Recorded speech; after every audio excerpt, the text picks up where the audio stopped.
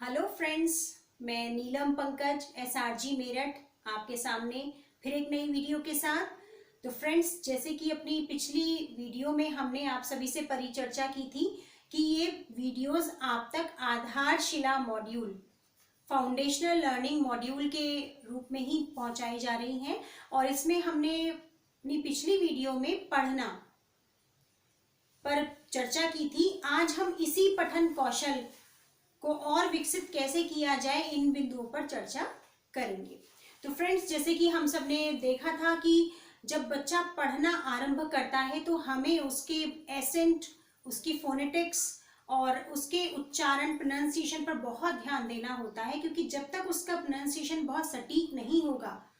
तब तक वो पठन कौशल की इस प्रोसेस में बहुत अच्छे से अपनी कार्यकुशलता सिद्ध नहीं कर पाएगा। तो यहाँ हमने बहुत सारे बिंदुओं पर बात की थी। अब इसी और बिंदु में हम आगे चलते हैं कुछ और पॉइंट्स को लेकर कि किस प्रकार से पठन कौशल की कला को विकसित माना जाए, अर्थात वो कौन सी ऐसी स्थितियां हैं जब एक शिक्षक यह मान ले कि उसके विद्यार्थी या उसके स्टूडेंट्स पठन कौशल की क्षमता को अपने अंदर मन में और अधिक विकसित कर पाए हैं, उनकी समझ विकसित हो गई है और अब वो उसको आत्मसात करके अभिव्यक्ति हेतु तत्पर है या सक्षम है। तो यहाँ हम बात करेंगे सबसे पहले कि सबसे पहले एक टीचर कैसे एसेस करेगा कि उसका स्टूडेंट पढ़ पा रहा है। तो इसमें आ जाता है रीडिंग विद फ्लुएंसी, अर्थात धारा प्रवाह पठन। कि अगर हमने बच्चे को कोई टेक्स्ट पढ़ने के लिए दिया और वो नॉन स्टॉप वॉइस के सारे जेस्चर के साथ कि कहाँ उतार आना है, कहाँ चढ़ाव आना है, कहाँ सिंसियरिटी के वॉइस एसेंट आने हैं, कहाँ पर थोड़ा आप प्लीजिंग वे में आप उसको रिप्रेजेंट करेंगे, कहाँ पॉज है, कहाँ पंचुएशन के कौन कौन से मार्क्स हैं, आप उनके उन जो साइन हैं उन प्रतीकों के अनुसार अपनी आवाज में अगर उतार चढ़ाव ला पा रहे हैं, भाव ला पा रहे हैं, तो that is called the reading with fluency, धारा प्रवाह पठन। इसी के साथ साथ अगर हम ये भी कह दें कि बच्चा पढ़ रहा है, धारा प्रवाह प्रकार से पढ़ रहा है, लेकिन साथ साथ वो जो टेक्स्ट पढ़ा जा रहा है उसके अनुमान को भी, उसके अंदर क्या अर्थ छिपा हुआ है, उसके अंतर्निहित अर्थ को भी समझ रहा है, तब भी ये अवस्था यही कही जाएगी कि बच्चा पठन कौशल की अवस्था में धीरे धीरे प्रवीण होता जा रहा है। तो यहाँ ये बात आ गई कि अर्थ समझने का मतलब कि कई बार क्या होता है, जो टेक्स्ट हम समझ रहे हैं या जो पढ़ रहे हैं या जो बच्चों को समझाया जा रहा है उसका जो शाब्दिक अर्थ है वो एक सामान्य भाव लेकर आता है, लेकिन जो उसका प्रतीकात्मक अर्थ होता है वो अपने आप में बहुत गूढ़ अर्थ छिपाए हुए होता है। तो पढ़ने का वह कौशल या वह अवस्था जब बच्चा उस गूढ़ ज्ञान को या उस प्रतीकात्मक अर्थ को समझना आरंभ कर दे, तब ये मानना चाहिए कि हाँ, बच्चा पठन कौशल की क्षमता को धीरे धीरे विकसित कर रहा है। एक और चीज यहाँ पे आती है फ्रेंड्स कि जब हमने बच्चे को पढ़ने के लिए कोई टेक्स्ट दिया, उस टेक्स्ट को उसने पढ़ लिया और उसने उस टेक्स्ट को कभी पहले पढ़े गए यानी अपने पूर्व समय में पढ़े गए टेक्स्ट के साथ कॉरिलेट कर लिया, जोड़ लिया, तो वो अवस्था भी उसके पठन कौशल की एक विकसित अवस्था कही जाएगी। फॉर एग्जाम्पल कि अगर हमने बच्चे को कोई एक पाठ दिया जो स्वावलंबन पर आधारित है, या हमने कोई एक ऐसा पाठ दिया जो देशभक्ति पर आधारित है, तो अगर वो इन दोनों विषयों से जुड़ा हुआ कोई और पाठ पढ़ेगा और वो ये कॉरिलेट कर पाएगा कि इस पाठ के इस गुण को उस पाठ में भी दर्शाया गया था, तो यहाँ ये कहा जाएगा कि बच्चा जो है अपने पूर्व ज्ञान से इस नवीन ज्ञान को जोड़ पाने में सक्षम है। इसमें एक और चीज है कि जब क्लास में teacher time to time questions put up करती हैं बच्चों को असेस करने के लिए कि क्या वो कंटेंट क्लियरली समझ पा रहे हैं या नहीं समझ पा रहे हैं, तो ऐसी स्थिति में अगर बच्चा उन क्वेश्चन के आंसर कर देता है तो इसका मतलब उसने भी उस पढ़े हुए जो टेक्स्ट है उसको बहुत अच्छे से समझ लिया है, उसकी समझ विकसित हो चुकी है और अब वो चिंतन की अवस्था तक पहुंच गया है, अर्थात पूछे गए प्रश्नों पर वो विचार करने के पश्चात कंसोलिडेट कर रहा है, उत्तर दे रहा है। तो इसका मतलब ये कि ये अवस्था में वो पठन कौशल की क्षमता को विकसित कर चुका है। साथ ही साथ अगर हमने देखा कि हमने किसी भी पाठ का एक छोटा सा पार्ट उसको दे दिया और उस पाठ को उसे पढ़ने के लिए कहा जाए, तो अगर बच्चा अपने मन में उस पाठ की सभी चीजों के बारे में विजुअलाइजेशन कर लेता है, उसकी आंखों के सामने छवि आ जाती है उस सारे सीन की, तो तब भी हम ये मानते हैं कि बच्चे ने पढ़े हुए जो टेक्स्ट है उसको आत्मसात कर लिया है और अब वो बहुत अच्छे से उस छवि को अपने मन में छोड़ पा रहा है, बना पा रहा है और अब उस छवि के आधार पर वो अगले चरण की ओर सरलता से बढ़ जाएगा। अर्थात कि अगर हमने उसे कोई टेक्स्ट दे दिया और उस टेक्स्ट से उसने छवि विजुअलाइजेशन कर लिया, तो उसके बाद अगर हमने कहा कि अगर मान लीजिए आप ऐसे हैं तो इस विषय वस्तु को कैसे प्रस्तुत करेंगे, अर्थात रोल प्ले। कि हमने बच्चे को भगत सिंह की देशभक्ति की कहानी सुनाई कि किस प्रकार से भगत सिंह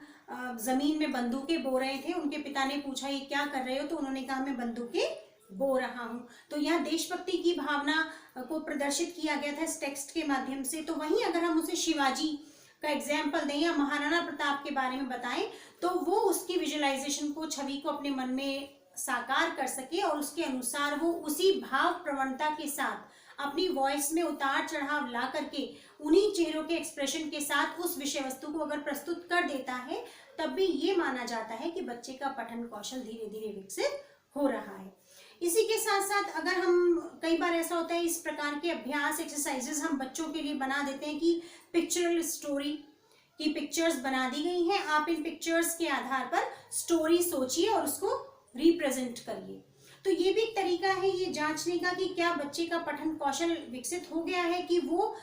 चित्रों के माध्यम से शॉर्ट सेंटेंसेस दिए गए हैं वो उनको पढ़ पा रहा है, फिर पढ़ने के बाद वो उस कहानी को अपने शब्दों में दोहरा पा रहा है। तो ये भी वही स्थिति है कि वो बहुत अच्छे से पढ़ने की अवस्था में पहुंच चुका है। इसी के साथ साथ अगर हमने कहा कि आप ये पूरा चैप्टर आपके सामने है, आप इसको पढ़िए, पढ़ने के बाद आप ये बताइए कि ये पाठ किस प्रसंग पर आधारित है या इस पाठ के द्वारा हमें क्या समझाया गया है। या आप कविताएं पढ़ते हैं, आप चैप्टर भी पढ़ते हैं, कहीं पर आप कोई यात्रा वृतांत पढ़ते हैं, कहीं पर आप किसी प्रकार के अनुभव को, संस्मरण को शेयर करते हैं। तो कहने का तात्पर्य है कि बच्चा या आप किसी की जीवनी पढ़ रहे हैं, किसी की आत्मकथा पढ़ रहे हैं, तो कहने का तात्पर्य है कि बच्चा जो है ये समझ ले कि ये विधा किस प्रकार की विधा है। जो पाठ उसमें दिया गया है, क्या ये नाटक है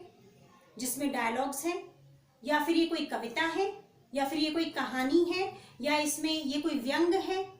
क्योंकि हमने देखा है कि हमारे जितनी भी पाठ्य पुस्तकें हैं उनमें जो भी पाठ चुने गए हैं, प्रत्येक पाठ किसी ना किसी विधा को सिखाता है। तो अगर स्टूडेंट ने उनकी विधाओं को समझ लिया तो इसका मतलब कि वो पढ़ने की तरफ उसकी रुचि जागृत हो गई है और अब वो उस प्रक्रिया में आनंद प्राप्त करने लगा है, और आनंद प्राप्ति के साथ साथ वो उस कौशल को भी विकसित करता जा रहा है जो पढ़ने की प्रक्रिया में आवश्यक है। इसी के साथ साथ अगर बच्चा उस पढ़े हुए जो टेक्स्ट उसने पढ़ा है उसके प्रति अपनी समझ बना लेता है, उस अंडरस्टैंडिंग लेवल को वो प्राप्त कर लेता है, और उस अंडरस्टैंडिंग लेवल को प्राप्त करने के बाद अगर हम उसे कुछ वर्ड्स दें और वो उन शब्दों का उस पाठ के संदर्भ में